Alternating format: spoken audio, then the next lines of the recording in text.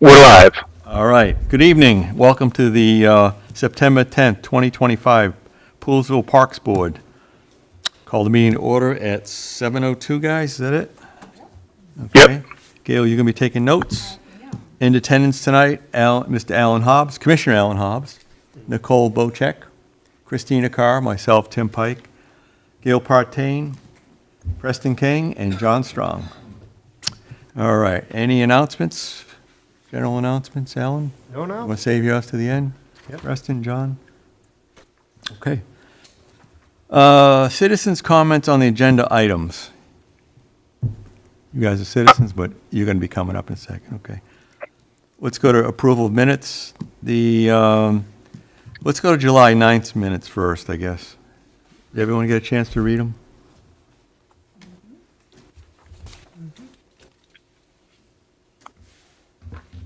Now, I wasn't here, but I can vote, right? Because there's a quorum, it's usually we don't have those who weren't there vote on it. Okay. But we already have a quorum, so as long as everybody votes for it, it kind of doesn't matter. So Okay. if you want to, you can by rule, but it's not necessarily necessary. Okay, All all right. in this point. Anyone want to make I a can motion? make a motion to approve the minutes. Commissioner Hobbs makes a motion. Approve them. Christina seconds. All in favor? Aye. Anyone oppose? And, okay, so it's unanimous. I'll vote yes. August 6th, Parks Board meeting. That was a tour. We didn't really have meeting minutes, did we? What I did is I summarized. They're in the packet. They're the second page of the packet. Okay. I summarized what we did. So where we went, what we did as staff in presenting you guys information about what's going on in the parks. Okay. And then I just stated for the record that no, as cannot happen in things like tours, there was no official actions taken. No action, So no no- votes. Okay. Exactly. Yeah, Mhm. that was a very informative walk. That was good. Yeah. All right, a motion to approve the minutes, August 6th, 2025? Anyone want to make a motion? I can't make, Not in attendance. I don't think I can make a motion, right? No, you can't. As chair, you can't make a I can't make motion. a motion. Oh, so I move to approve the minutes for the August 6th meeting. All right, Christina made the motion. I second. All right, all in favor? Aye. Any noes? Any, what would you be doing, Alan? What's that? Abstaining? You'd be, What's that? it'd be what, 401? It would 401, correct. Okay, you'd be abstaining, okay. Yeah. Mhm. Okay, Nicole can't vote, so it's three, right? 1, 2, 3. 1, 2, 3, yeah, I'm sorry. Yeah. 3, 0, 1. Yep. Sorry, Nicole. Sorry, Nicole. All right. Mhm. Monday. Anyone, any more discussion on that? We go down to number 5, new business. We have a scout in attendance. Would you like to come up? You want your dad to come up with you too? I don't know if he knows what I'm talking about, actually. I don't know if I've talked to him about it. Well, why don't we discuss that? Okay. Have a seat, tell who you are, where you live, and the best you can, describe what you want to do. Please. I'm Jade Tiemann. Speaking to the speaker. No. Yeah, start over. Just move it closer to you.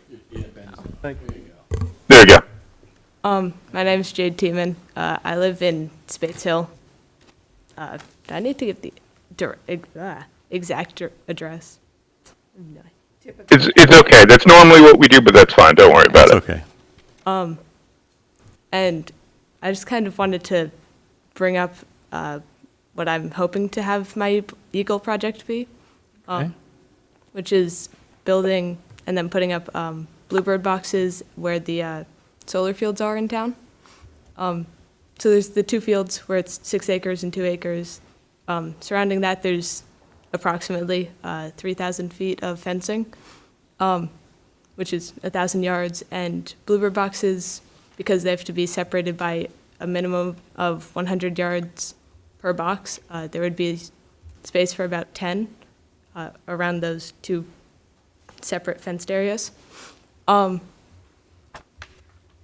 then or not the only reason, but one of the reasons why bluebird boxes would generally be like beneficial is because obviously in an open field, there's not a lot of places for birds to nest, especially birds who like to nest inside cavities such as like tree cavities, which obviously are not going to be present in a big field with a lot of solar panels.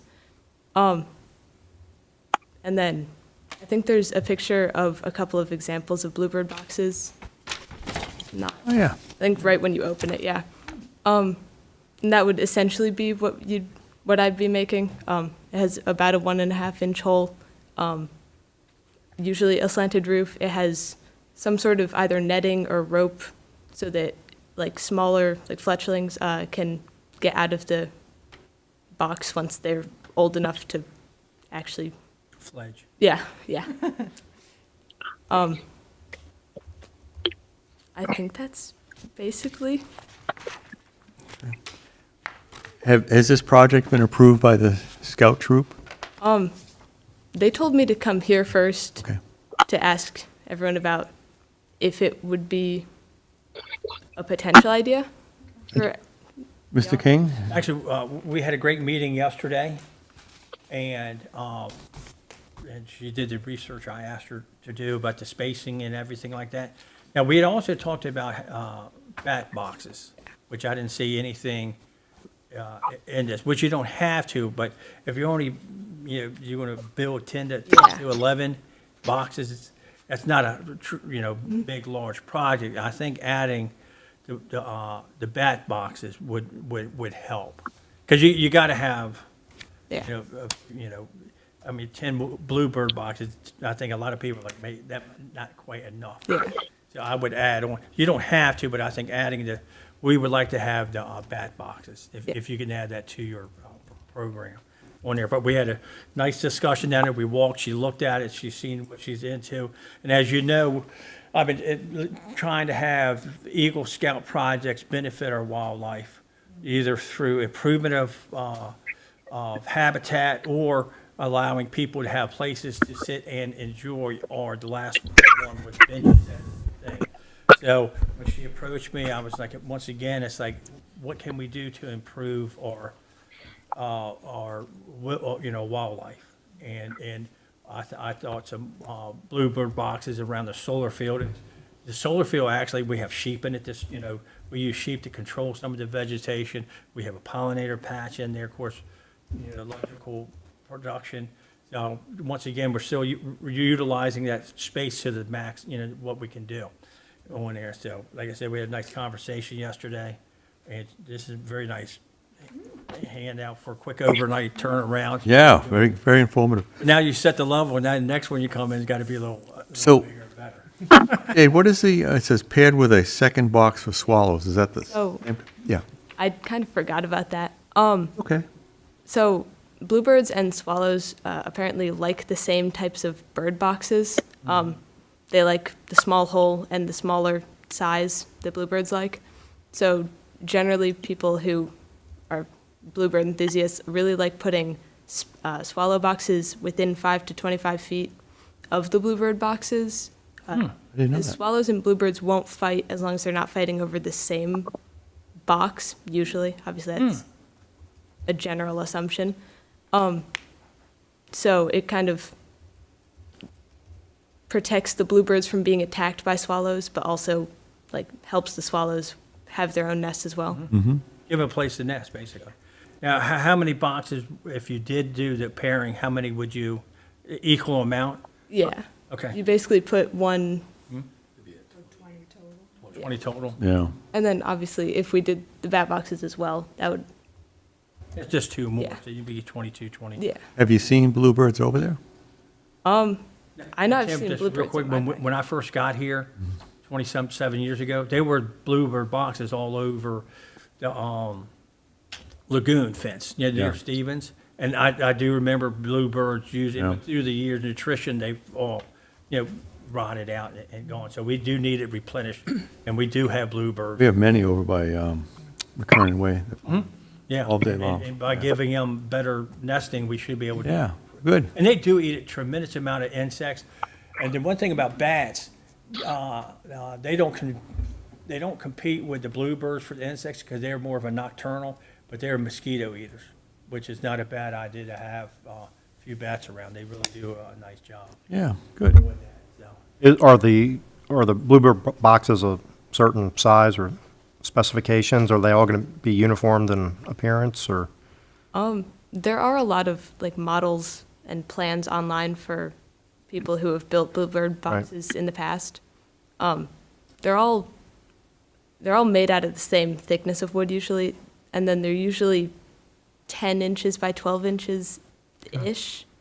I think that 10 is off. I think it was closer to 7. But they're not huge, and they'd all probably be the same if we're following one plan. Right. Is there access to those, for, getting out? I mean, sometimes sometimes the roof lifts up, sometimes the back lifts out, so. Where we putting them, we keep it mowed. Sunroof. So having access to seasonal cleanings, if Okay. required once a year, once every couple of years, it would not be that difficult Okay. to do. Okay. Now, are you going to purchase them commercially made, or are you going to build them?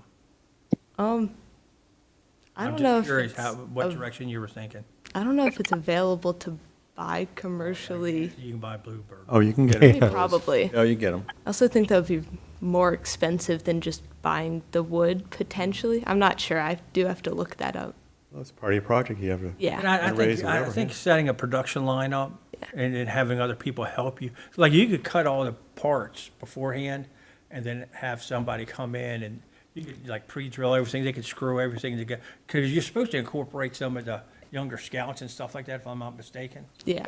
You could do a nice production line, older people cut it, get it all ready, and then actually set up tables up, production line it through. This is just a suggestion. It's your project, but I'm just saying. Yeah. The more you incorporate when you go to sell this to the people, you got to say this is what we were thinking about doing a production line one weekend, installation the next weekend, and stuff like that.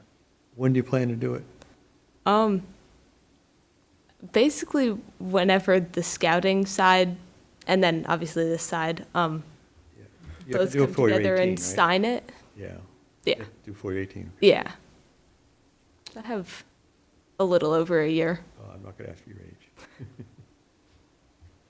You might also want to consider when you put them up, because when the breeding season is, so if you don't, because what happens if they are unoccupied, things kind of tendency to have to occupy, like you'll get hornet's nest in it, or you get bees if there's nothing in there. So if you don't do it this springtime, maybe time it for, putting up January, February, or the next year. So timing wise, for the birds, the best time to habitat them. Just something to think about too. Yeah. And the other thing that might be something to consider is, when they're installed, if there's like a snake baffle, because snakes are a big predator. They took out my birds and I did Yeah. not like it. Yeah. Yeah, so whether it's a cone or Well, this is going to be attached on a fence. The So snakes it's go not up the going to be fence. opposed. Snakes can climb anything anyways, but Yeah. most bird boxes, I've never seen a snake baffle on it. Now, like wood duck boxes and stuff like that, they'll put the cone on it. And that's for raccoons too. Raccoons are terrible on. Yeah, yeah. We had a house recently, they put some bird houses next to their split rail fence, and you can see where the coon walked down, reached around, and just, dug the box out. So raccoons are really worse than snakes on the eating eggs, though. They're terrible on that. But anyways, Yeah, okay. good point. Yeah. Like I said, I've never If they're seen on it the fence. on the travel. Sounds like a good project. Yeah. Yeah. Keep us up to date, and she doesn't have to come back, right, to us? No, but do we have to vote, say, hey, go ahead and do Yeah, it? yeah, what I would do is just do a vote to recommend that she go ahead and do the project. Okay. Motion? I make a motion to recommend the project Move goes forward. forward. Okay, but save the bluebirds. Do you like the hand motion? I like it. I second this She motion. will second. All in favor? Aye. Aye. It's unanimous. 4. Excellent. Jay, did you draw that, or did you pull it off the thing? I cannot draw that well. That's really good. I know, I was like, It's so, That's cool. Wow. yeah. Pretty cool.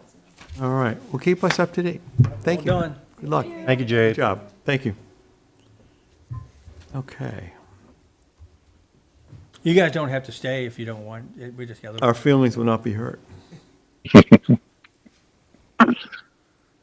out of here. Have you done citizen in the community and all that? I should finish that one. Yeah. I think there's like one requirement I have for that one and society Yeah. that I just haven't finished. Get them finished. Yeah. All right. See you later. Thank you. Good night. All right. Any comments on the Bluebirds houses? that's cool. Yeah, good. All right, old business, the speed study on Collier Circle. Now, can you right. take that away? Yep. So just for a little refresher, over the summer we had several different citizens request sort of studies on various parts of town. We're still working on one. We're waiting for the county to give us back on Coalhouse Road. But basically it was looking at the potential for speed bumps or other improvements to these parts of town. The first one we'll look at is Collier Circle. And really what the resident was asking for is to look at Collier Circle and Walters Ave. The purpose of this was to evaluate speed and traffic volume. The results of the study indicated that the average speed was 18.2 miles per hour, well below the posted speed limit of 25 miles per hour. Traffic volumes were also relatively low, with only 94 trips recorded per day. Note that the study looked at Collier Circle and Walters at the east side of Collier Circle, where it's more of a straightaway. One of the residents had asked about doing the other side of Walters and Collier Circle, but even from just the logistics of that area, speed bumps would not be advisable because of the curve coming into Walters there. Because what you really want to do is put speed bumps where there's more of a straightaway, because there are distance requirements that you have to have in order to have speed bumps to begin with. Okay. Okay. The second one, so I'm going to just talk about both generally, and then I'll get into the analysis. Okay. A separate study was conducted on Spates Hill Road. The findings showed that the average speed was 25.36 miles per hour, so right at the speed limit, with the 85th percentile speed calculated at 29.16 miles per hour. This area experienced higher traffic volume than Collier Circle, and is actually with an average of 334.4 trips per day recorded. Staff analysis and speed hump policy. According to the town of Poolesville speed hump policy, the installation of speed bumps is considered when documented speeding or high volumes present a safety concern for residents. The policy generally requires that the 85th percentile speed exceed the posted speed limit by a specified margin, typically 10 miles or more. It says 10 miles roughly is what we sort of say is our standard. If there are high traffic volumes and if there's no negative impact on emergency response or adjacent streets, such as intersection and curves in the road. So that just speaks back to what we were talking about with Collier Circle. In the case of Collier Circle and Walters Ave, the average speed and daily trips are below the typical thresholds for speed bump consideration. The trailer was posted on the east side of Collier Circle, specifically where it has that long straightaway, as we talked about. For speed bump to be effective, they need to be positioned on a long stretch of road that is not a curve or has too many intersections. Therefore, the northern end of Collier Circle may not be an ideal location for speed humps, given the curves in the road that prevent there from being sufficient space to allow for the speed bumps to be installed properly. Therefore, staff recommends against speed bumps on Collier Circle, although staff will review signage in the area to see if other improvements need to be made. Again, especially looking at what are we telling people coming around that curve, since the concern was about that part. On Spates Hill Road, although the 85th percentile speed slightly exceeds the posted limit, it is not enough by policy to warrant speed bumps. However, staff will review this area to see if there are any types of improvements that can be made. One thing to note, a resident had requested having a mirror on the other side of the road. John investigated that and didn't think that was a reasonable improvement either. So but it's a wider road, so there are some issues that facilitate there being greater speeds on that road than, say, Collier Circle. So there might be things to look at there. But again, it wasn't significant enough to warrant speed bumps under the policy and under what staff has looked at previously. I also included in your packet the data that was provided by the county on these specific speed studies. Are there any questions on either of these? How long, what's the duration, Niles, of the study? Is it, Typically, it's a couple of weeks. That's what- So in the case of Collier Circle, it was from June 3rd to June 24th. Okay. So just 3 weeks. 3 weeks in that case.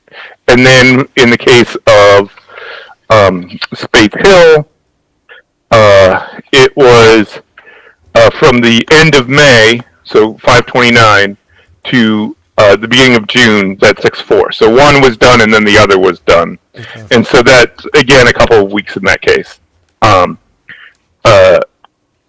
Going one way and then going the other. So this was all just kind of compiling to look at,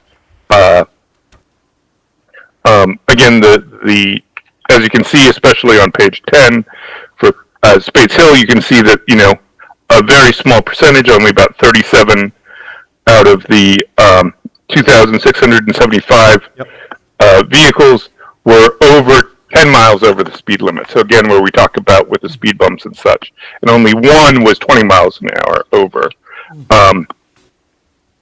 which the highest recorded maximum speed was 46 miles an hour on that road. So that just gives you a sense of what we're looking at from an overall perspective. all right. And then the other thing, going back actually to something that's not related to Spades Hill or Collier, the study that we did for Spurrier, now that school's back in, Correct. are So we going to do another study now that the year has started with early So great- morning and evening, or afternoon, I should say? It's a great question. So yesterday, Ryan works is in Preston's team, pulled all of the data for all of the from all of our speed signs. What we found is the average speed on Spurrier was 15 miles an hour currently, so well below the posted speed limit of 25 miles an hour. Part of that, I think, is because the sign is there and because residents know that it's permanently there. So there is a part of having these signs that are their own traffic calming measure. Okay. Like studies have overall shown, we talked about this a little bit on Monday, and we'll talk about it related to something else. Yep. But part of it, having it shows that studies have shown that just having those signs can reduce prevailing speeds by about 5 miles an hour. So Visuals. Yeah, the visual's always good. exactly. So I think in that case we've seen that, and I can just. So we're going to leave that permanent? Is that what you said? I think for now, I think that's the view. I mean, this was where we got the highest amount of complaints, and so therefore I think it is worth keeping it there, unless you have a different idea, Preston. No, because in the past, we leave it there for a while, then we move it to another neighborhood. Right. And if we're not going to move that one, I would have to get another one that we move throughout the neighborhood. How much are the speed camera, the signs, 2,500. right? How much? I thought it was 25. Yep, that's 2,500. So I do think that's something that we can. I think overall these are a good investment, and so I think it is worth us trying to look at what we want to do. Look, anything that's, Are we up to 4 now? I think we We have. have 4 total. Because, maybe we could get one on Spades Hill permanently, and that would be a deterrent. Yeah. the reality of it being proactive and not reactive is always is a positive. And anything that's a visual deterrent is Yeah. is benefiting again, it goes back to the walkers and the kids and the times of the bus, for even the youth. So, So why don't we ask for one in the budget for next year? Yeah, I think that's I'll a do that. completely I'll reasonable. make that. You can make a motion? Yep, I can make a motion for that. That'd be great. I don't mind installing them. Yeah. You guys get them, I'll get them. And Well, And then on. make a motion for the budget and for you to install. Bresson, just so you're happy. No, what I'm just saying. I know what you're saying. I'm just kidding you. 1, 2, 3. Yep. Anything for the safety of the, our people. I have no. Yep. So that settles Spates Hill. Now, what about Collier Circle? Signage, you said, or? That's where I'm leaning on that, because again, it's one, again, the prevailing speeds are much lower than the speed limit there, 18 miles an hour. So, I think even doing something like the traffic light or the speed indicator light won't necessarily, would just reduce it even further below the speed limit than what's there. And so, in terms of prioritizing it, I think we installed on one side there a children at play sign. Maybe we look at doing something on the other side. Again, those type of things to address some of these concerns. That was just one idea that I had, but I'm open to suggestions on that as well. Is there a threshold of when you've saturated the town with flashing crosswalks, red signs, with speed here? I'm all for safety, but Yeah. what is the threshold where people stop? Right, It and becomes part of the, I think that's also a very a very good question, and I think we have to kind of look at that. John, do you know of any sort of standards on that? Well, it's almost, are they actively being used? It's just the stop sign syndrome. What happens is after a point when you put stop signs up and nothing actually happens, then people start blowing through stop signs. And it's human nature, is you just. I mean, Hughes and Westerly, it's a pause sign. I mean, I don't even know why they even have the stop signs there, to be honest with you. It's pretty bad. They added one. Well, Gail knows, I mean, I walk in the morning and I'm like, oh, Yeah. we don't even try Yeah. anymore. If there's no enforcement that's present, Nobody's pretending. then people just eventually think, well, I can do it. Now, this is a second or third time that people on Spates Hill had wanted a traffic study or something over the years. Was it one complaint or two? I mean, It was primarily one resident in this case. Yeah. Sometimes they complain about one neighbor or one neighbor's kid, usually. We've heard that before, right, Preston? over I the years? live right on Bates Hill. I mean, people will barrel down that road because especially if you blow the stop signs, Oh, yeah. you can get going really fast. I mean, Yeah. and they do that all the time. One thing about Space Hill, though, It is a big, we have the ball you field, live right there. and the pickleball fields, and soccer fields. So we do get a lot of outside people who might not realize the speed limit, or, it's not their town syndrome. Right. So I think that's why Space Hill gets a rap on the back traffic, it's not so much our citizens. That truly, we do have a lot of people outside the system using that, Space Hill. Yeah, it's a busy road. I mean, there's lots, as we see, there's lots. I used to run down that road all the time, yeah. Yeah. Yeah. Fly by. I was just wondering if it was one person who was complaining. Yeah, in this case, it was just one resident versus, say, like Spurrier, where we had a wider array of residents who had concerns. But for the policy, this is the type of stuff we investigate. So, as just following through on that. But yeah, and just to go back, just to wrap up on what you were asking about Spurrier, this is the current data that we just pulled yesterday from, this is from May 1st through yesterday.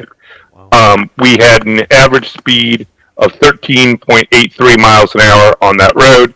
The 85th percentile speed was 21.42 miles per hour. So even the 85th percentile speed was significantly below the speed limit there. What they call the pace range was between 7 and 17 miles an hour. So that's sort of what you got most of the people doing. One thing to note, though, the maximum speed on that road, it was recorded going 90 miles an hour. And which road was that? This is on Spurrier. So that threw the average off. Yeah. That's impressive. Yep. I don't know where they would gear up for that. Actually, Yeah. it's a baseball pitch. Yeah. Yep. I mean, obviously, they blew that stop sign in front of a I would, Put your gas there general yeah. customer. and pray. Like, if you're going, What was the average speed? coming through town. The average speed was 13.83 miles an hour. So if you're going 25, you got people going, Yeah, it's, Between 4 and 5 miles an hour. you're going. Yes, the minimum speed recorded was Your 6. left-hand side, about midway down between the stop sign and the other stop sign, It's probably one of Mm-hmm. the towards your house. Yeah. I don't know. In general, our guys don't. They're good guys. We got a couple of rolls. How's our speed study on Fisher? Yep. So on Fisher, John and I were looking at this yesterday. We're seeing again, there's about 4,000 trips a day on Fisher. So it is, heavily trafficked. Let me just get all of the information up here. Just give me 2 seconds, and I will get you everything. Where was the speed thing? Oh, right here. Yeah, right here, Dollar General. Oh, in the morning, I see that light up. I saw them light up coming into here from the high school today. All right. It's just taking a second to generate that one. I'm just pulling it out. Okay, so this is going. This is the AHOP side. So from where that location is. So we have, as I said, just 3,800 trips per day. The average speed was 22.82 miles an hour. The 85th percentile speed was 29.07. The minimum speed recorded was 10 miles an hour. The maximum speed recorded was 63 miles an hour. And with this data, because we've had those signs over the last couple of years, I think now, I am going to try to compare the data over time to see if there's any changes. I just haven't gotten a chance since we just pulled this yesterday to do that. Let me look at going the other way. So that's 63 after you come around the corner from the elementary school. Correct. No wonder why that pole's hit so many It times. could be also an emergency vehicle coming up the road, too. Mhm. Or my wife leaving the office. Yeah. She gets pretty fast. All right, and then But you went- generating the other one, so just give me 2 seconds. This is very interesting. Yeah. Thomas. Thank you. Yeah, And it's all good data, and I think that was the other thing that I'd say is we got it. So going the other way, this is from from the Dollar General side. The average speed is 25.11 miles per hour, so pretty much bang on the speed limit. The 85th percentile speed is 30.19 miles per hour. The minimum speed recorded was 10 miles an hour as well. The maximum speed was 79 miles an hour. I think So I in- followed the 10-mile-an-hour car one Sunday because they went right through the four-way intersection. I was like, okay, cool. Yeah. Keep going. Pass me. Yep, Yeah. yep. And again, just similarly, 3,800 trips per day. So again, pretty consistent both ways. And then for this, the pace range that we saw was 21 to 31 miles an hour. So people are going roughly around that speed limit most of the time, which is reflected in all the other numbers. Still can't get over that, huh? I'm like, Let's see if we can go do it. Yeah. Well, We got to prove the theory. All right, so other than the speed data, the other question I have, because I haven't, I just need updated myself because Yeah. I'm a huge road guy. Any updates on the townhouse parking where the commercial vehicles are still parked at the corner of Wooten and right. Hughes? So we Again, it haven't gets busy with the school buses. And right. Taking the corner, yeah. Everybody, actually. And that's what I think we have to look at that again. I actually think that that's something where we want to do a speed study there, not so much for the speeds, but for the volume, Yep. to try to see how many people are kind of coming through there.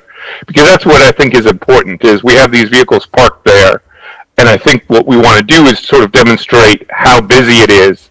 Because in our past conversations about doing no parking or not there, I think we want some data to sort of support not just that people are parking there, but also that it's busy enough to show that these parked vehicles are a problem. Again, Yeah. visually, because I've witnessed this. Yes. There's plenty of parking for visitor spaces there Mhm. that are in that townhouse community. I saw where they walked into the house, but there's plenty of spaces in that townhouse so they could obviously park their vehicle. Yeah. And it's only two or three, but it's the same two or three. Yeah. I think what is also worth maybe having a discussion, and I'll send an email in the morning to the management company of that, because it's all Meadow Valley there, and ask them to send out a notice reminding their residents about utilizing their visitor parking. and see if we can sort of approach it that way as well. Alan, didn't you do that, Niles, once already? Because we did it- I brought it to his attention, and then he got a plan. It's like, hey, let me send some. Yep. stuff. Yeah, They so I- notified Oh, yeah. once. Right, so we did it- Talking about that white truck that sits there. Oh, yeah. And the van, yep. Yep. Yes, So we did it and it's a directly danger. to, Fine. we did it directly to the people who were parking there. So now I'm trying to do it a different approach too. So let me try both approaches again. I think we do want to flyer them and just say, this is an issue again, and then also reach out to the HOA. There's a crazy part about it. If you're coming down Hughes towards Tractor Supply, they just park on it. It's actually like a little bit of a blind bend in the road. Yeah. So you can't see the cars that are coming off of Wooten onto Hughes. Yeah. And And that's we're where- talking about being proactive. Look, I've seen kids, they ride their bikes on the opposite side and they're cruising out of that parking lot, and it's only a matter of time that there's a concern that, it's on us, and I want to prevent that. Yeah, no, I completely agree. The other part is, I think there is, I think it's worth looking at that curve specifically. Okay. And thinking about if we want to do no parking, I think it makes most sense to make it no parking on the curve. Okay. Not just that, maybe not that entire part, but just that curve as a way of kind of isolating that particular It's a issue, if that deterrent. makes sense. It's a deterrent. Mhm. Let us sight line. Okay. All right? I think that's all my old business. Sorry, y'all. No, it's fine. No, that's perfect. Okay. Are we good on the speed studies and everything, guys? Okay. Staff updates. Yep. All right. So, first off, I'm not sure, Alan, if you were going to talk about this later, but if you don't mind, I'll talk about the Go AED ahead. go ahead. now. Yep. All right. So the AED installations, the town has enhanced public safety by adding automatic external defibrillators, AED, at key locations. One AED has already been installed at Elgin Park, and a second unit is scheduled for installation soon at Helmos. We have this stuff in, we just have to schedule it with everything else that Preston has going on. Second is the high visibility crosswalks. New high visibility crosswalks have been installed throughout Poolesville. These crosswalks are intended only for high traffic routes, such as in the commercial district and near schools, to improve pedestrian safety in the busiest areas of town. So I just wanted to put that out there as that's sort of the policy behind it. I think Preston's guy, did a great job with them, and I think it was a great idea to do them, and that was something that came out of that process. So I just want to note that as well. Is that fire engine red? That's really, I like that. Someone had posted some shots from the sky, from a drone.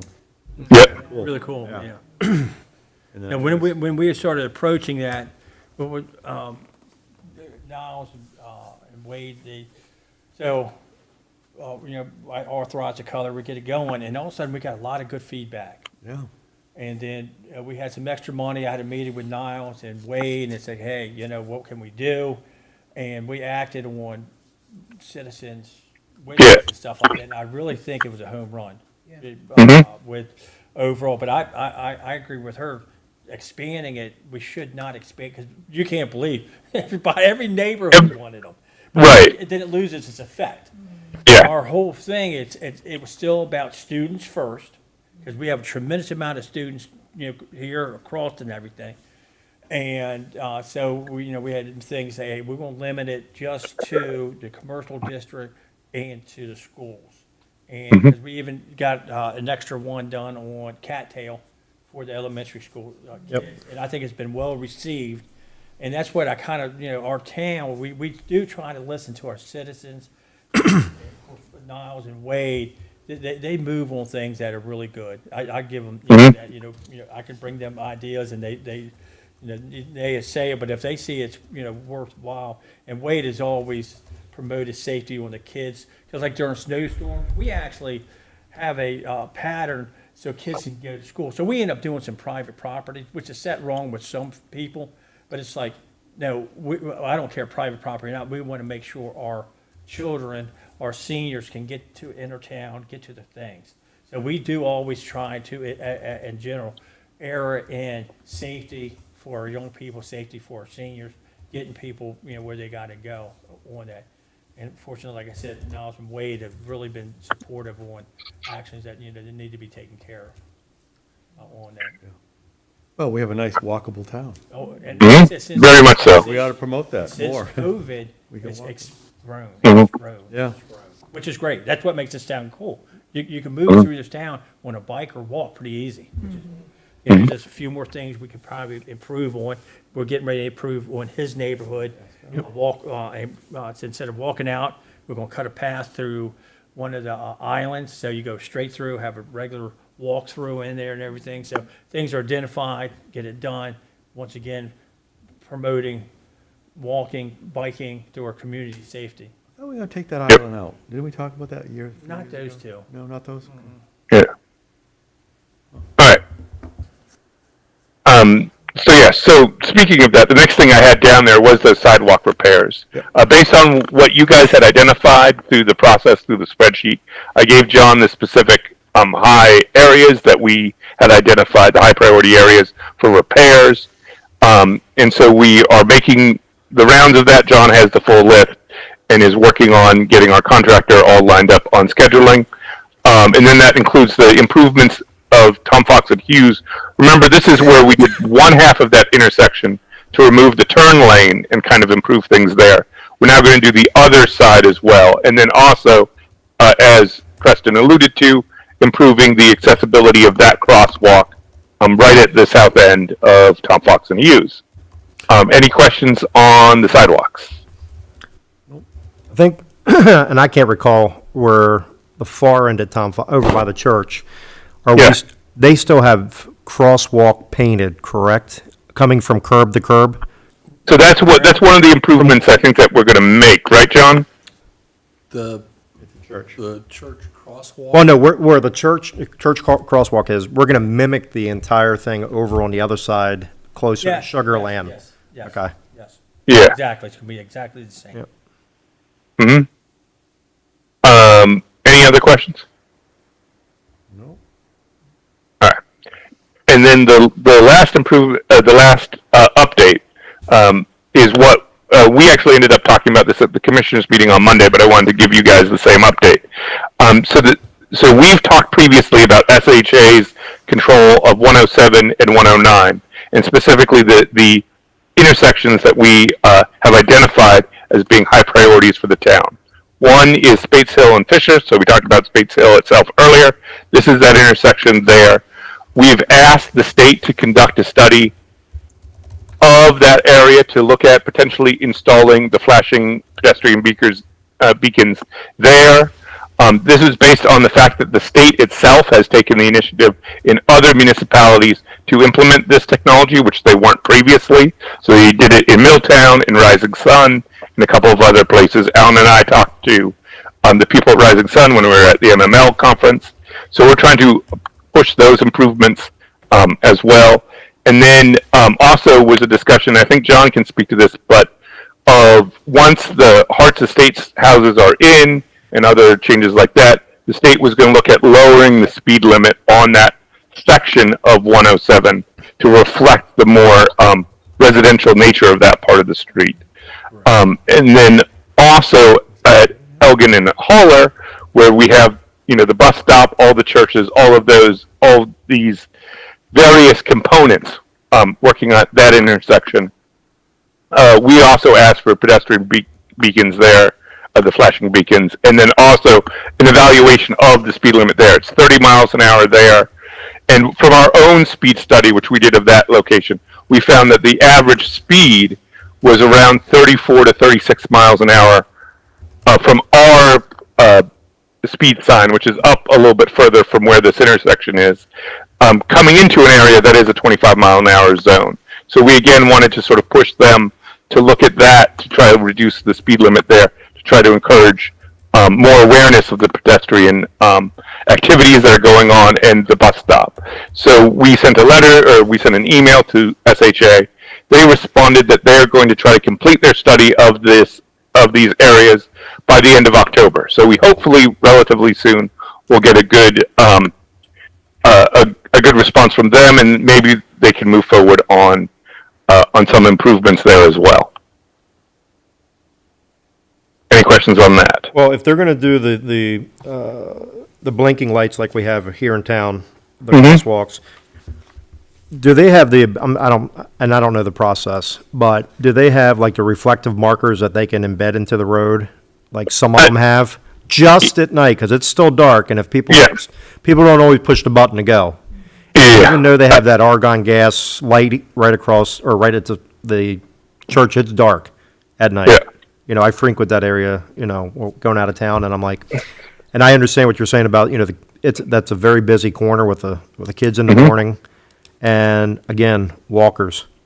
Yep. I've seen Tim Pike over there once or twice. Oh yeah.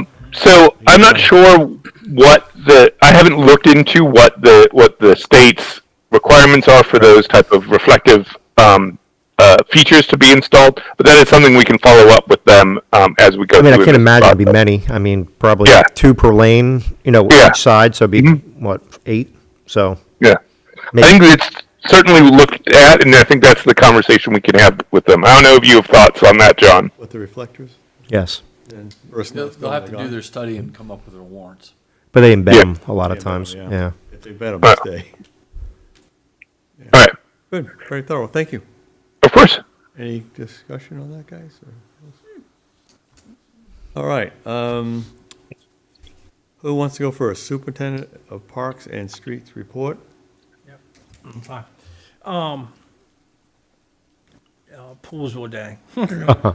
And we've been, What's parking gonna be like? what's that? Parking, Working? parking, cars. That's a good question. Everyone's asking me. I don't know why they're We'll asking have me. to- I think they have a shuttle system set up either through the school or the churches. Yep. There you go, there's the answer. Good. I think, okay. I think Caleva's gonna have buses, Good. but I don't know Yep. where they're shuttling from to or fro. Yeah, because. Yeah, I know that it's definitely going to be from the Catholic Church on one end, and I think it's also from the high school. But I can check in with Tara on that question. We've also been looking at how we're going to manage traffic and safety in that area, and Preston can talk about that more. But that's been our concern right now of securing the route for the parade and things like that.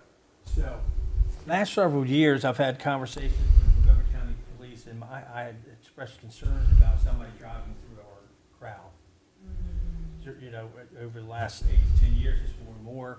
Well, this year, we have a new lieutenant or sergeant in charge, and he comes in. He's a captain, yep. And Wiki. We're going to secure the thing. I'm like, thank God. Because other previous conversations, they're like, we shouldn't have to worry about it a whole lot. Well, that's who gets hit. The towns that are, you know, oh, this is the greatest, nicest town. We never thought this would happen. Well, that's Poolesville. Because, you know, we're very lucky. We have a very quiet thing. So with that said, they say, give me a plan for, you know, talking to me on securing the thing. So you will see concrete blocks and on roadways now. We are having our large trucks parked right in. We're literally driving across 107 and parking it for the whole day. The crowd's going to have to walk around it. They won't be able to get a vehicle around it. We will have people at that vehicle all day in case they have to move it for, you know, if we have medical emergencies or emergencies in general. They are not going to be heroes. If somebody's driving down the road, they will leave the spot, but the vehicle will be left in spot, in space. So in general, all the concrete blocks will be on the end of 109, 107, closing down Jamerson's parking lot, closing down the exercise facilities, and there are several houses that actually have driveways that enter in. We will put concrete blocks. I've already contacted the owners. They will go in Friday afternoon, and we will pull them Monday morning early on off the properties. There would be a couple concrete ones over at CVS, not CVS, but the bank entrances and stuff. The two main entrances into the parking area, there will be large vehicles parked there in place, so people can't get around. It's gonna be different for the vendors. When they come in, we're pretty lenient, no more leniency. Leniency leads to problems. So they're gonna come in and leave, and then they gotta get to their parking. It's not, Cattail will have a vehicle and a trailer in place, and we'll also have double barricades. We'll have barricades at Wooten and 109, wooden ones, but once the parade gets done, we will have a vehicle parked right where Cattail meets 107. We'll have a large vehicle and a trailer fully closing that off, so they can't come in from they can come through the wooden barricades, but they're not gonna make it past the trucks. So we're trying to put physical barriers to slow them up. 'Cause What time does that start? as soon as the parade goes by, those big trucks are going in place. Okay. And I'm pretty sure at 7 o'clock, the wooden barricades are in place. The flow for vendors come through, and I think by 10 o'clock, it is shut down. I'm not quite, does that sound right, about right, Niles? Yep. Vendors have to be in place Yeah. by by 9. then, and no more comes in. 9:30 have to be in place. What's that, sir? 9 o'clock they have to be in place, right? I'm not. Yeah. I No, don't have it I'm in saying front of me. they're really 9 strict, or 'cause- 10, the parade goes. Yeah, to 'cause- lunch. Yeah, I believe it's 9 that they have to be in place, and then it's, and that, And we're gonna be very strict on the timing on that. I also, we normally bring them, like some of the bands and stuff, they do enter in later on. We bring in through glass. I made preparations. I trimmed some trees up. We had to temporarily lay down the silt fencing to bring them through and bringing them around. So that's in place for getting people in and out around what we got to do on there. And we're also in, as you can see, all of our beds, our town would be sharp when we get done. We just started that this week, get all the beds done. We'll get all the, I talked to some of the commercial people, see if they can help get their sidewalks and stuff. We're doing the gutters and everything. So when people come to the town, you know what we do, we like to look good and everything. So we started this week, well, actually, we started last week, this week, and next week we'll be tightening things up visually and safety-wise with that. Real quick, going back to the vendors, we can access at 7:30? Is that what time they're o'clock to get- 7 o'clock get in? Okay. 7 o'clock. So, like I said, it's been busy. Weather's been kind of tough on our ponds. They're really low. I had to shut the aerators off because they're actually touching the mud now, so they weren't functioning right. I've never seen it like this before. Potomac River, saying, I went to the Potomac the other day, it's the lowest I've ever seen them, and I've been on the river 30 years. I And still think the creek is closed. We are severe drought again. And I thought we were going, in May, beginning of May, we are severe drought. 6 weeks of nice weather, and then that's been it. And we are back to worse than what we were. So my ponds and people come, it's a petri ditch. You get 3 inches of water, more nutrients, things grow. I can't get in front of the growth, the things that the algae and stuff like that. So we also have another pond that has a slow leak. John and I had a meeting with the county inspector trying to find out what's going on, what we can do with it. And he's supposed to get back to us, hopefully. But he made a comment. He says it's still working the way it's, even though it's leaking, it's still working. So I don't know if the county will be able to, patch it or not, because they say it's still working. Which, Pond It's is a regional stormwater management pond. Yeah, That's over the- Stevens Park. Oh, They used to have them beautiful lily pads and stuff, and we can't keep They're- the water in there. Actually, a lot of them aren't supposed to have water in it. Yep. They're only supposed to have a certain depth of water, and that's it. So the county, as long as it's working in there thing, you don't need a beautiful pond, and that pond's been great for years. But anyways, that's where that's at on there. And so, anyways, you guys seen us? We're just hustling right now. And things ready to go. Looking nice. Oh, and we also took a corner property over at across from the barber shop. Didn't take it over. We had a nice meeting with the owners, and Looks nice. we instead of rocks and trees, we took it over. Making it a greenway. We have we put some crepe myrtles in there, put some nice grass in there, and I think there's also talk about doing some other things in there, some signage and maybe a bench. I don't know yet. We'll see.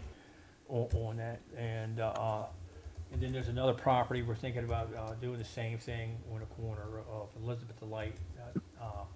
Try to spruce that back up in a little bit. Once again, you know, the visibility of the town, you know, looking good. You know, sometimes you get in there, take care of it and everything. So. And once again, Tim's some of my best eyes. She has good eyes.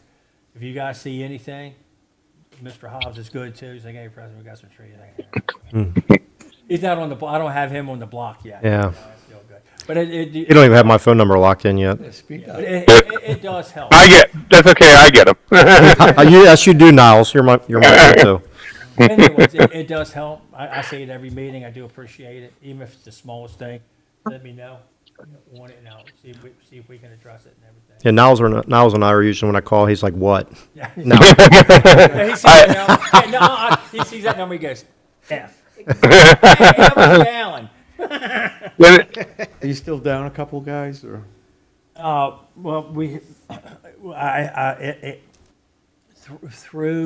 I had been down 2 people for about a month and a half. And it's not through nutrition. One's mother is not good. And then the other one has a severe back problem. He just came back yesterday, but now it's looking like he's going to have surgery. So he might be on long-term disabilities, which has affected some of my trying to stay in front of some of the stuff that I get in there. So I'm hoping things will settle out in the next month or so on that. And you just got to work with what you have right now. And they're 2 long-term employees also. One's been here 20-plus years. Another one's probably eased in on 12, 13 years. So, and they truly have issues. I mean, I have some young guys that they don't have issues. They don't come in. But anyways, but I've been shorthanded for about a month and a half right now on that. And of course, I lost my summer help because everybody went back to school. Yep. And so if things aren't quite perfect, as I'm saying, I don't have the corridor perfect, but don't look too close to Helmuth center field, I'm saying. And I'll get to that after Poolesville Day gets Yep. squared away. So, anyways, anything else for Scott? No, John, you want to add anything to that, or? Before we go to- As you can tell, we're very busy with a lot of subdivision work right now. Yes. We marked a lot of the sidewalk that needs to be redone, and road patching jobs will be coming through. And then we have a bunch of other little projects that are probably you're gonna hear something about in not too distant future. Yep. And we'll need some of your all's input too. The sidewalk on West Willard looks nice, and that fence. I come up to it, didn't it? Yeah. That looks really good. Yeah, I saw people walking out the other day. It was good. If Potomac Edison would take away the line. Is the electric work in Wayland Commons is complete, correct? Yep. Yes, that just finally got buttoned Yep. up. That crew was fantastic, by the way. They worked in some of the hottest weather Yeah. all day. They were there Saturdays and I Sundays. mean, like, They were sharp, they were safe, they worked well. I really enjoyed working with them. Oh, and we have some other projects we're going to try to tie them in with on there. And we've had, we had a concert this past week, and everything worked as, Friday night in the Commons. And we had our blow-up machines, didn't kick any breakers once, because they didn't know how the 20 amp, how the system was set. They plugged it all into one, like they used to. And I said, no, man. So once we got, everything went super smooth on there. So Jeremy and his crew, they understand where everything is at now. And very happy with it, very happy with it. And then Christmas, you figure I'll be lighting ceremony in 60 days. Wow. So that's, you think about it. I mean, we really get Poolesville Day done, and then scarecrows go out, and Christmas lights. So it's still a busy time for me. The slowest time for me is probably January, February, March, depending on snow. But now we have events, we have things the town does, literally from starting April 1st, the ball fields are pretty much all full. And then we, our, Oktoberfest, lighting ceremony, that carries us now. And when I first started, we had Poolesville Day. And so the town has grown in just activities, which, once again, that's what's made this town so nice. The vision of making Wayland. And that's really grown into like the centerpiece of our community activities and stuff like that. our sporting facilities, our ball fields are used, the high school, the kids out here, the dance teams are out at Whalen now. It's cute. And I don't think our facilities were ever designed to handle that much volume either. So we have the 2 upgraded bathrooms, well, a new one, Elgin, upgraded Almost. Helmos, and now we're looking into doing Stevens, Yep. upgrading that, Yeah. and looking for grant money and We- upgrading that, trying to stay up with, the usage. And you've, all of us, we all know, we need another big park. Mhm. And we just, I know that, and Niles, and that's, it's on everybody's radar, but how does it come about? Yeah, there's certain things that we're trying to work on there. Yep. Just as I wanted to note, just because Preston brought it up, we did apply for a grant to redo the bathrooms at Stevens as well. So that's already been applied for, so we'll see how that goes.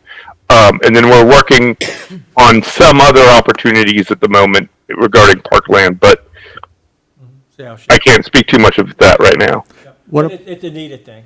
Remember we had years ago, Tim, we talked about like 4 quadrants? Yep, 4 quadrants, yeah, we're almost there. And since then, we've We're- had, how many communities we added Yeah. Yeah, on there? And it is. And I'm glad the high school, and hopefully once their sports complex over there is settled out, that they go back to it. I'm glad they used ours, but they also put in an additional, not strain, but, it does show wear, because of the high use of it and everything.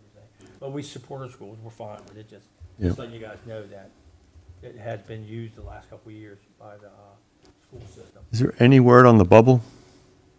Right now, it's still, so basically the last thing is that it is we received money from the state to give to the county, which is its own complex thing. Yes, it is. Essentially do the bubble, right? Yeah. So we have that money. So we have, and how we're working that out is a little bit complex.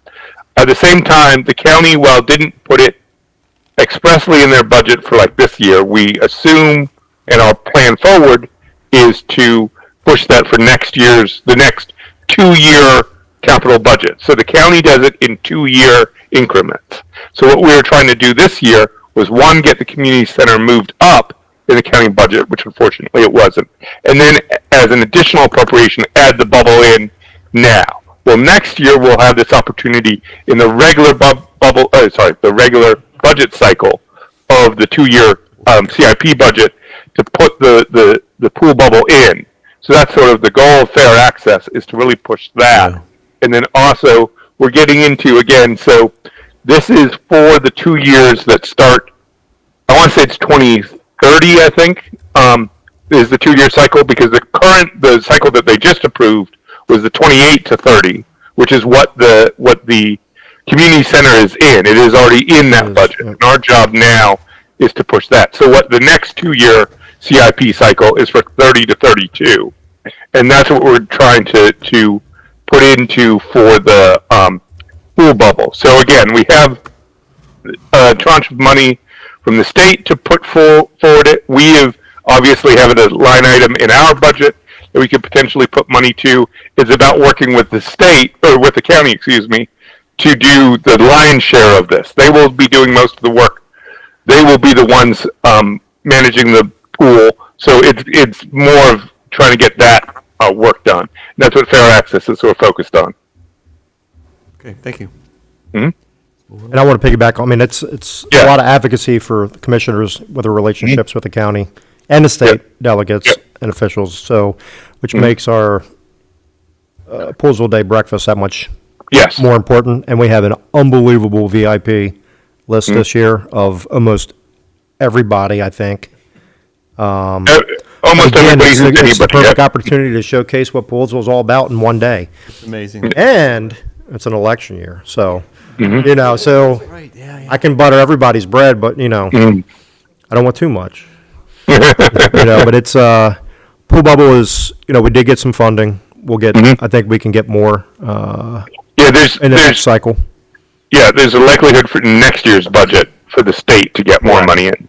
So, How much are we looking for to get a bubble on there? So let me try to pull up what we already did. 'Cause that would be another park. Because Let's go with I mean, if we don't get the bubble, we can just, county. yeah. Oh, I mean, we can use it though. I went on that field trip, no, No? we don't have enough people. No, but we can use it, right? Yeah, yeah, they wanted us as town staff. Jimmy, Yeah, was so saying, it's- oh, town staff will put it in. I would need my staff, the whole football team, and the girls' basketball team. And they walk across. I think the whole project was a couple $1 million. They were walking on water. wasn't that Yes, crazy? the whole thing is 3 million. Yes. But what we got is That's a I wanna say- 24/7, 365 usage as well. Yeah. Now, Yeah. I think it's a great idea. Yep. And I think it would, that pool sits dead for 9 It's months. the worst thing. Yeah. Utilized, and I think it really would be. Once again, our community now is Yep. different. And I'm telling you, we put a year-round, the swim team, People will diving come. team, people would come here. Yep. It would really, what's that? Birthday party. Yeah. It's so, Wave events. Yeah, you have, So what- hey, you can have car shows in the parking lots if you get to 99 miles an hour. Yeah. What'd you say, a go-kart track? Do it. Yeah, go quick. There's plenty of, yeah. All right, Mr. Commissioner Hobbs. All right, Mr. Commissioner Hobbs, so I think we've touched on quite a bit of everything that Niles has shared and Preston, but again, I just want to give my appreciation for all the dedication and hard work that all of our staff do all day, every day, fire situations, leaks, valves, plumbing issues, streets. Obviously, we have the developments going on, and we get some, daily pushback on some of that stuff. But again, I also want to thank Tara for a lot of the work on just, the events this summer. They've been good, well attended. She works diligently, to say the least. But it's amazing the core group of people, or everybody, the residents, the staff, the leaders, the managers. I mean, we all work in unison. We all communicate very well. And when there's safety issues, we jump on it pretty quick. But again, Poolesville Day is front and center. It's really the most important day of the year for us. A lot of eyes, 16,000 people last year. Hopefully we beat that this year. But again, I know for, some of the feedback from social media or emails from us, there's the optics of the developments are big for us. But again, it just happens it just all got permitted at one time, and that's the county. That's not the town. I mean, there's not much we can control. For me, I think it's a revenue thing for them, but, just want I look at it as we have these developments going on. If it takes 2 years, they're all done. There is no more building per se. And, instead of carving up one development for a couple of years, carving up another one, finishing it out, if we can all just take a step back and say, let's just get it done, get our town back into, a utopia, Right. So, but again, we shared a lot of information tonight. The data, the speed studies are critical. Safeties with the sidewalks. But again, I can address it with my fellow commissioners as well on some of the pushing it through a little faster. I think we have that ability on some of the relationships we have. But, again, it takes a team to continue down the road we are. And, the parks are fantastic. It's getting ready to hit, growing season's going to be done here soon. And then good old Preston and the crew will be ready for winter. Hopefully, it's not as crazy as it was last year, but, That was cold last year. But, just want to, thank everybody for the support and looking forward to continue getting our list down of tasks and wants and needs. But, we're going to continue doing the best for the community, and, it's really what's important to me and to everybody. And that's my report, because everything else was spoken about several times this morning. Thanks. I did miss one thing. We are also, we are approved, we're going to recap the basketball facility over at Helmos Park, and I think that's October 30th. Is that the date I gave Yep. you? Yep, it was So, October 30th. Pickleball You courts will said. be wrapping up next week or two, and then we roll the same company over, they're going to paint, then they got to wait a year, come back, steal it, and paint it, but it will be functional because they'll paint white lines on it. Then they'll come back with the coloring and the sealant after, it has to age, get all the oils and stuff out of it. You got what, wait time of 2 before you can put people on it. Yeah. Yeah. Yep, yep. And so the high school, one of the coaches requested that, because I think they run a 3-on-3 tournament, and then we've upgraded the goals already, so now we're going to upgrade the surface to it, so they'll have a good, night. What's nice about that one, that's a lit facility, so they can play through the fall time, which is, pools are pretty, our weather's pretty good through November, so you can play, late over there. When is our next meeting? October 5th? Oh, yeah, we didn't. Yeah, October 6th. Oh, was it on here? Okay. No, it wasn't. I apologize for that, No. but it's, Well, sorry, October 8th. The 6th is the commissioners' meeting. Right, over 8th, okay. All right, because I know the 9th, I have an MML Parks and Rec Association, just a Zoom call in. Yes. I will not be making the trek on Thursday to Tawnytown, but I Yeah, can yeah. call in and MML is Maryland Municipality League. It's 153 municipalities. Must be a I lot. joined when we were down at the conference because I saw how, again, out of 153 municipalities, I'd say we rank right in the top 5 easily of Yeah. everything. I mean, but again, it's when I went to the conference, the MML conference for the commissioners back in, when was that, June? June, yep. Mm-hmm. It was more of a, I don't know, I mean, it was kind of a seminar. Mhm. Not many people speak. Of course, I can't stop speaking, so I kind of carried a lot of the conversations, with the parks and I was a little bit surprised, like Sykesville, the mayor was talking, and like they don't really have any parks in Sykesville, and I grew up in Sykesville. I don't know how they don't, but it just, it just wasn't, the infrastructure is not there. So, but again, I'll have an update. Unfortunately, it won't be the 8th because of my meeting's on the 9th. So, but I will update that later, where I can send out a just an overview to everybody and go from there. And then I know we also have Ed Reed and I have another MML conference up in Wisp, October 12th. Near Deer Creek, yep. So that's That's gonna be. we do a tour through Cumberland on the train, and we stop at a couple different locations just to see infrastructure of towns versus It ours. might be Autumn Glory weekend, too. It might be Oh, you gotta love it. October 10th through 12th, I think. It's gonna be beautiful. Yeah, I think it's that. Yeah, I think you go up Friday. Can we all go? Sure.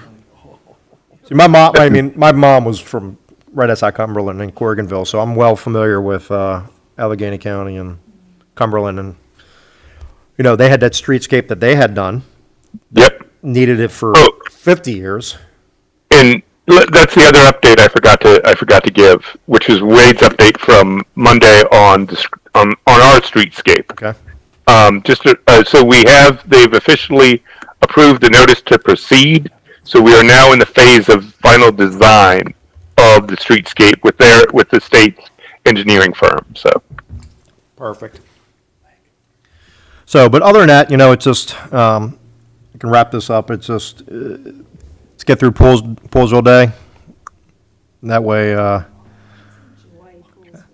Not get through, we're gonna. No, I'm saying, we'll get through it. It's going to be a great day. It's going to be a busy day. It's going to be a long day like it always is.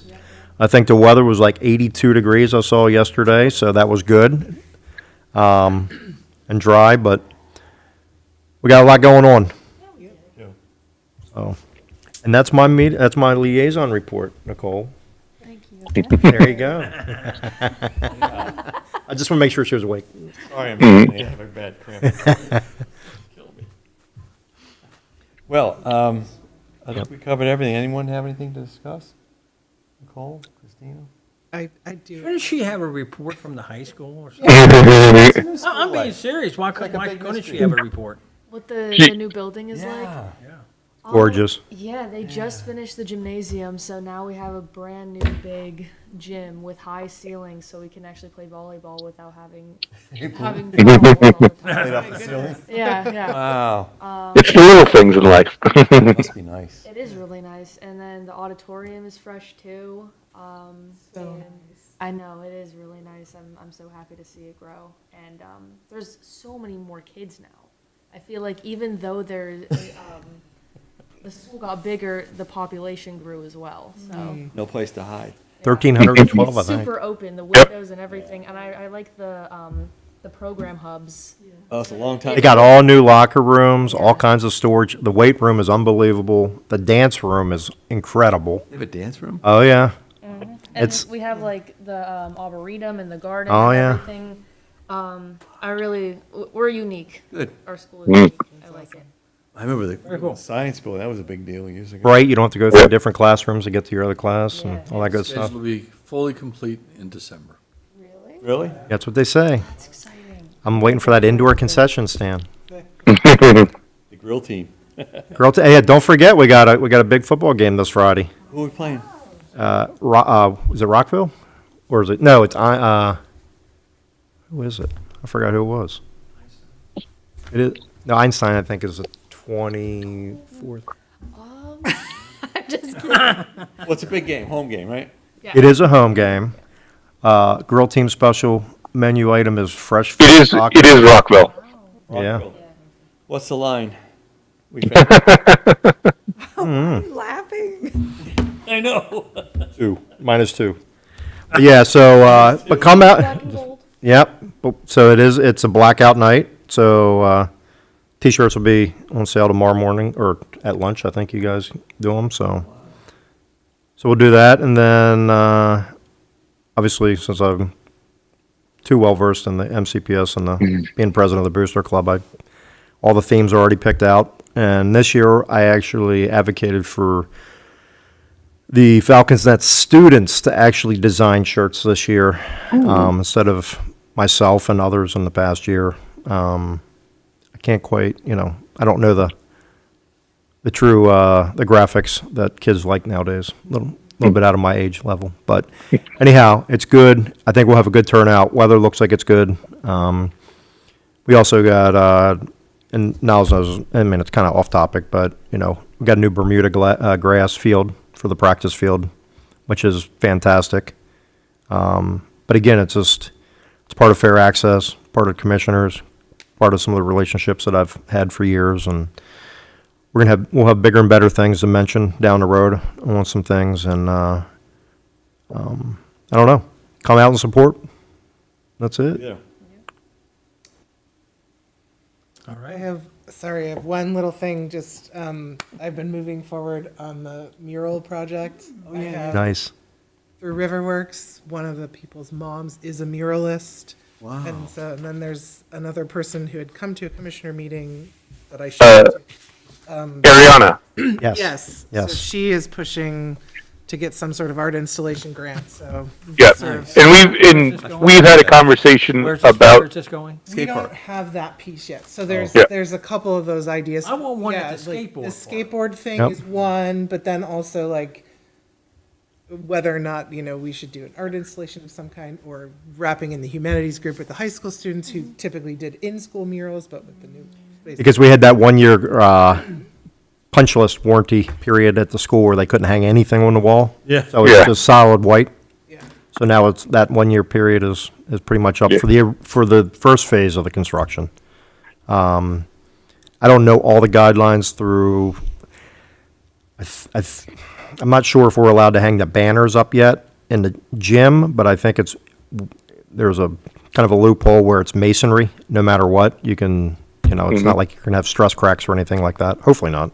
But we got a lot. We're gonna be dedicating have a dedication ceremony for the gymnasium.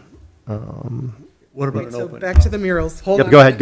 Yep, go ahead. So anyway, we're pushing forward to have some sort of cohesive team together so that we can get grant money and move it forward. So I probably want to Yep. start better with you to get into. Yeah. So Riverworks is on board.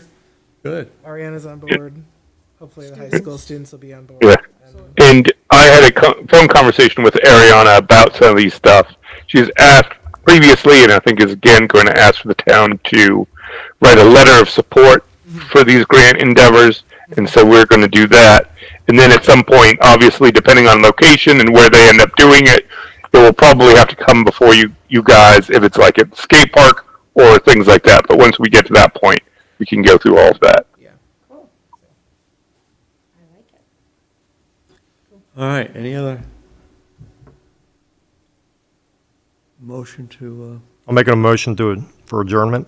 all right, A second? all in favor? Aye. Aye. Okay, meeting over about what, 8:22? 8:22. Thank you. Thanks, Niles. Thanks, Niles. First, thank you.